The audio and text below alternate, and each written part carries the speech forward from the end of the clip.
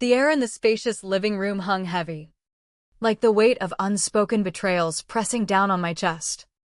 Ryan loomed over me, his frame casting a long shadow across the sleek marble coffee table, a single document gripped in his fist, a pen in the other. His eyes, once warm with promises, now gleamed with that cold, calculating triumph, the kind that never touched his soul. "It's straightforward, Emily," he drawled, his voice laced with that smug certainty he wore like a crown. "Sign it, or walk out that door and never come back." He slapped the paper down in front of me, emphasizing my house with a venomous twist, as if the words were knives sharpened just for me. A hollow laugh bubbled up inside, but I choked it back, tasting the bitterness like bile. My house? The thought ignited a whirlwind of memories, flashing like a cruel slideshow. Me, grinding through 3 a.m. shifts in our dingy startup kitchen, hands raw from roasting beans and perfecting blends until my arms screamed for mercy. Me, poring over investor pitches at dawn, eyes bloodshot, transforming my little coffee roastery into a chain that caffeinated half the city. Me, huddled with contractors over blueprints, selecting the reclaimed wood floors and the precise espresso-toned cabinets for this dream home. I'd funded every inch of it, not just with cash, but with endless nights of doubt and drive. Every beam, every window, every foundation stone bore my sweat. And now, this man, my husband, claimed it as his trophy. He chuckled, low and mocking, echoing in the stifling quiet. He saw me as he always had, the compliant partner, the one who'd swallow pride to keep the peace. For too long, I'd played that role, smiling through his thefts of credit, silent as he squandered my earnings on his whims. I'd clung to the ghost of the supportive guy I'd fallen for, blinding myself to the entitled leech he'd become. But that illusion shattered long ago. Now, I saw him clearly, a hollow shell, driven by envy and greed. "Sign it," he snapped again, impatience cracking his facade. He jabbed at the blank line at the bottom. "It's just transferring the title to me for asset protection. Smarter this way." You know, his lies were threadbare now, not even bothering to dress them up. I lifted my gaze to meet his icy stare. He was braced for my breakdown, the tears, the pleas, the desperate recounting of our better days. He craved that power rush, watching me shatter so he could tower taller. But I denied him that. My face remained a serene mask, hiding the rage storming within. Deliberately, I picked up the pen, its cool weight grounding me.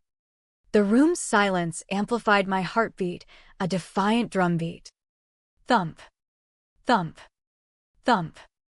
As I poised the tip over the paper, Ryan's smirk widened, savoring his imagined conquest.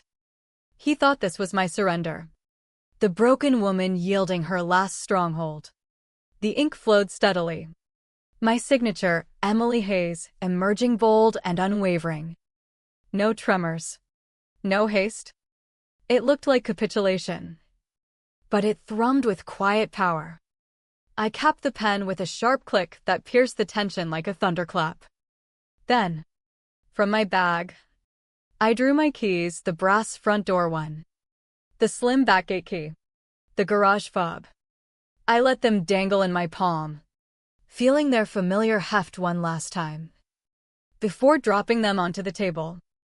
The metallic clatter was the sound of freedom snapping into place. I rose, my legs steady and strong, stronger than they'd felt in years.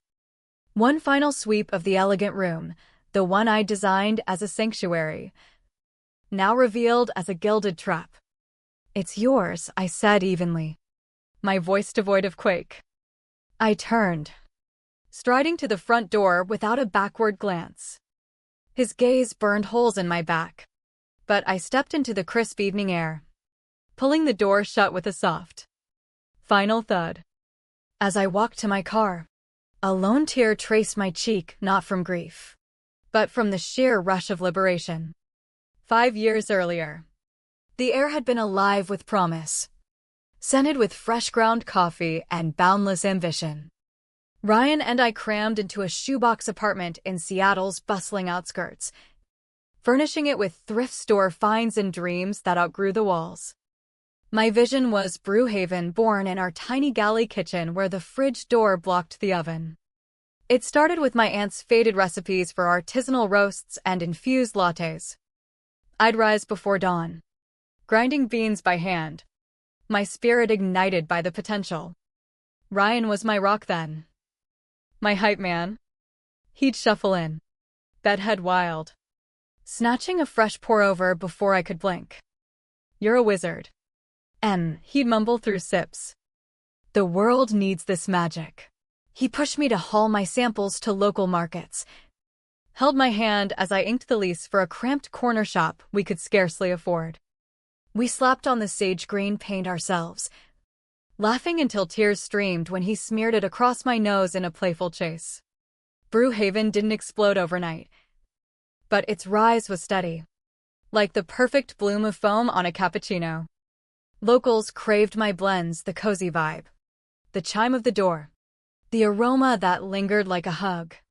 By year 2, I needed baristas. By 3, queues snaked around the block on weekends. Money flowed, easing the knots of worry we'd known too well. That's when I dared dream of roots, a real home.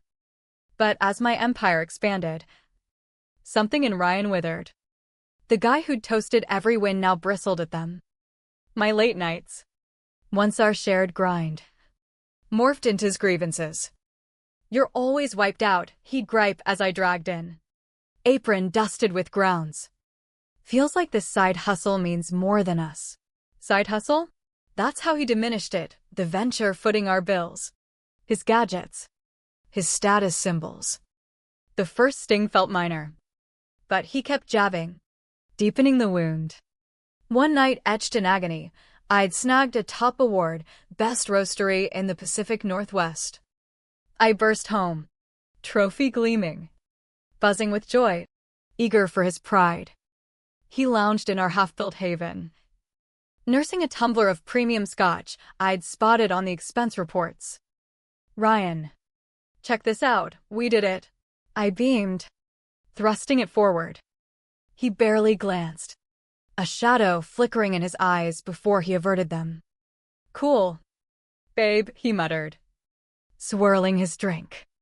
"Did you grab my dry cleaning?" The high crashed like a dropped mug. My pinnacle moment, reduced to errands. His cheers had turned performative, touring the construction site with buddies. He'd boast, "We went with quartz islands here," or "I envisioned this open layout for flow." We? He knew damn well who'd obsessed over designs, who'd cut the checks. He was pilfering my glory, piece by piece, strutting in borrowed armor.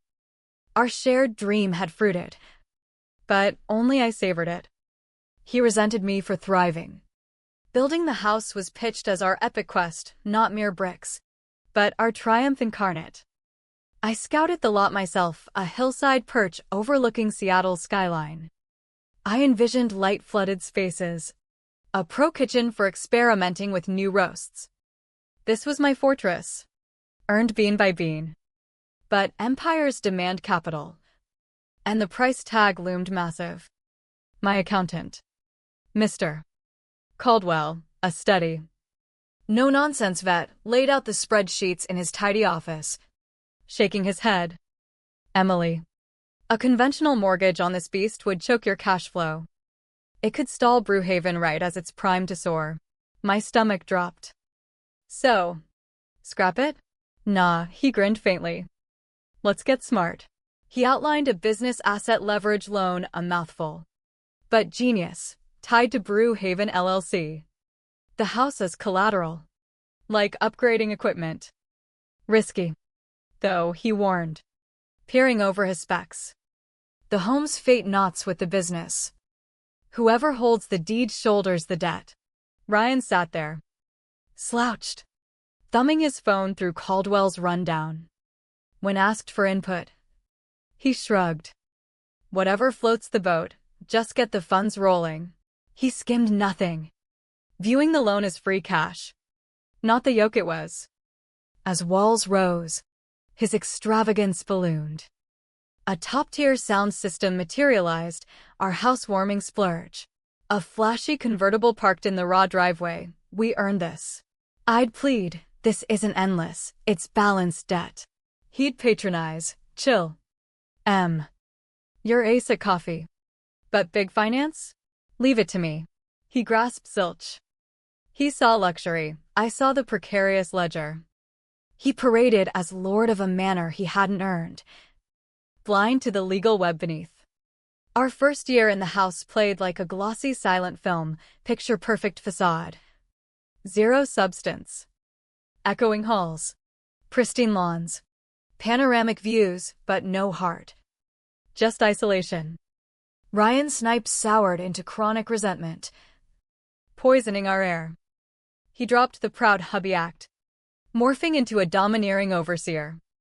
The blow-up hit on a mundane Tuesday. In my sunlit office, my refuge, I scanned glowing quarterlies. Door swung open. Ryan planted himself, blocking light. We gotta talk. Not a request, a command. Busy. Ryan. Later. No. He stabbed at my screen's profits. It's all locked in your name. Marriage means shared.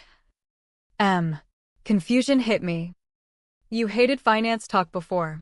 Not anymore, he barked. Joint everything, business. Savings. House. Fair's fair. It wasn't fairness, it was seizure. He eyed my power and hungered. Brewhaven's an LLC for protection, I explained calmly. Separate for good reason.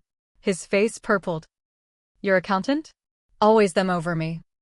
Don't I count? This is my company, I countered. Steel edging in. I built it. Wrong words. His facade crumbled to raw spite. Your company, he sneered. The ones stealing you away. That funded this house you're hoarding. From then. The house obsessed him. He harped endlessly, protect our asset. Excuses rotated, tax perks. Lawsuit shields, transparent grabs. I saw his play. But feigned doubt, sounds tricky, need Caldwell's take. It fueled his ego. Him the sly fox coaxing his dim wife. But I observed. Planned in shadows. Our marriage's fractures gaped, exposing decay. The endgame was a frigid standoff in sun-drenched rooms. Ryan's arsenal, passive digs.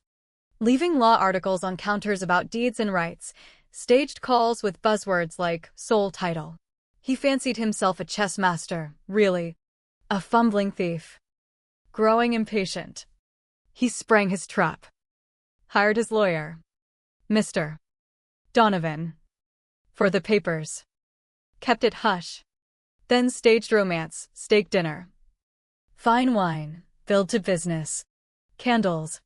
Future talk. Post-meal. He guided me to the fire-lit living room. Document centered on the table. Honey, he used. Simple papers for our protection. I sat. Scanning. Quitclaim deed, full transfer from Emily Hayes to Ryan Hayes. My pulse steadied. Not signing. His charm vaporized. What? No. Rage contorted him. After all I've done? I backed your gimmick shop. This is ours. You contributed nothing, I whispered. You just occupy it. I paid. Truth struck like lightning. He towered. Raging, ungrateful. You're zilch without me. He thrust the paper. Hurled the pen. Sign or get out of my house. There, the core rot. His ego had devoured my world, claiming it as marital right. Pity washed over me for the stranger before me. Clarity dawned, my path forward. Next dawn. I awoke in my covertly rented studio downtown, simple. Sun-kissed. Weightless. No tiptoeing. Just serene solitude. Coffee in hand. I savored freedom. Ryan's morning? I envisioned his smug awakening in the vast bed. Strutting halls. Phoning pals. She caved. House is mine. Popping champagne, mine. Saved special when Donovan called. Voice strained. Sit down. Confusion. Why? Celebrating. Panic. The deed check revealed. The house collateral's a huge business loan via Brew Haven. Shock. What debt? Horror. You assumed it all more than the home's value. Glass slips. World crumbles. The bank's letter sealed it. Congrats on ownership. Payment due. Triple his paycheck. Donovan. Irreversible. Bank. Your liability now. Market flop. Underwater asset. Unsellable. His palace turned tomb. Rooms mocking his hubris. Me? Debt-free. Brew Haven unleashed. Caldwell beamed. Expansion time. Months later. I inked new leases, downtown flagship. Suburban outpost, while he hawked furniture for scraps. Foreclosure rained down. Bank seized his kingdom. That day, under drizzle, I watched my new sign hoist, Brew Haven, grand opening. He sought my empire. I reclaimed my life. Never glancing back.